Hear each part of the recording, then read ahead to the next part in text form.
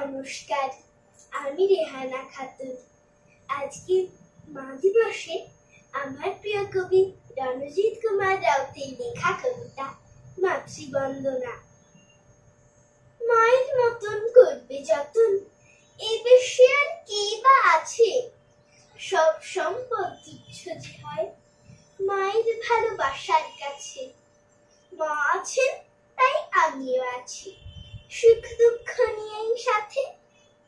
মায়ের কিন্তু শোধ হবার নয়, কি এসে যায় মায়ের তাতে? পুত্র যখন বিপদগামী, মা তখনও আগলে রাখে। ছেলের শত ভুল অন্যায় আঁচল দিয়ে মাই তো ঢাকে। কুপুত্র হলেও জানি কুমাতা তো কখনো নয়। মা কথা যে সবার উপর, এর কি কোনো বিকল্প হয়? মাতৃদিবস উদযাপনে সার্থকতা তখনই তাই, সব মায়েরাই সেবা যত্নে ছেলের কাছে পায় যদি ঠাই। নমস্কার, সব মায়েরা সুস্থ থেকো এবং ভালো থেকো।